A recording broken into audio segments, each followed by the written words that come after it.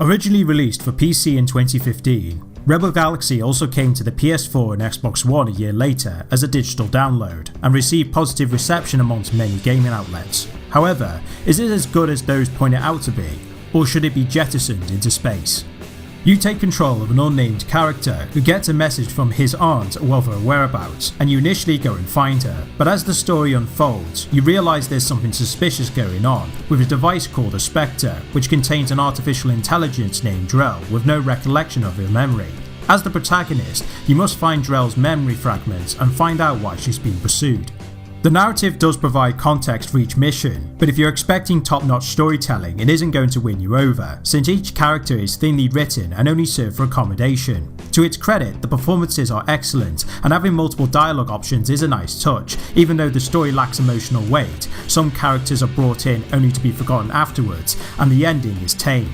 Combat is naval based, since you'll be aligning your vessel's guns broadside for maximum effect, while nullifying the opposition's firepower with your deflectors. Because engagements have more than one target on screen, with the possibility of getting surrounded, the game does a good job of teaching players how your vessel works.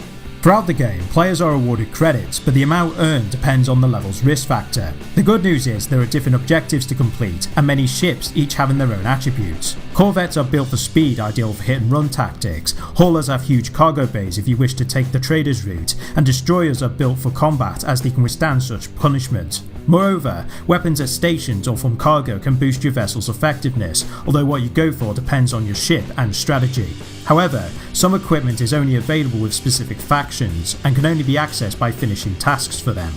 Sadly, as much as I praise these, they also fall victim to how much of a grind the process is, and since story missions spike in terms of difficulty, players are forced to redo secondary tasks just to get enough credits, buy the relevant gear and move the plot forward. Presumably, Double Damage did this in fear their game was going to be too short, but as side objectives are infinite because they're procedurally generated, it makes Double Damage's decisions superfluous and as a side effect pads out the game. Even when the time is right, there's no guarantee of making out of a skirmish unscathed, as I noticed some balancing issues. One moment I was clearing out a sector with ease, while the next I was heavily outgunned to the point I couldn't prioritise my targets. Don't get me wrong, combat is satisfying, and not to mention your guns can be programmed to target specific craft, even though in most cases the odds of survival are primarily based on your ship's upgrades. If you have enough credits, there's the option to hire someone for protecting your back, yet personally I found their influence minimal due to how doltish they behave. Outside of combat, there is a commodities market where products can be bought and sold for profit, and some items are considered contraband at different systems. You may get stopped to hand your cargo over, but you can bribe your way out or blow their vessel into debris. Generally speaking, there's more than one way of solving a problem. Unlike other space exploration games, Rebel Galaxy has a Wild West feel, and this isn't exclusive to the characters you'll meet. The soundtrack also reflects its direction. Although the tracks are licensed and might seem out of place at first, yet compared to other games within the genre, it's a brazen act by Double Damage, as it gives an outlaw feel as you pilot your vessel. Despite its universe running on procedural generation, I was impressed by how atmospheric the world was. Not only all systems are huge, they feel dynamic and lived in as you traverse from one location to the next.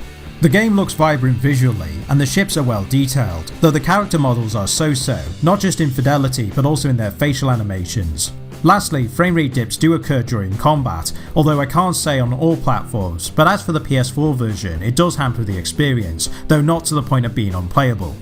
If you're into space exploration and naval combat, Rebel Galaxy is worth the recommendation. Sure, it's rough around the edges and progressing is irksome because of its grind mentality, but on the flip side, it doesn't feature any obnoxious loot boxes or microtransactions, something that is commonplace in this day and age. This vessel may have taken some damage, yet it's still functional to take to the stars.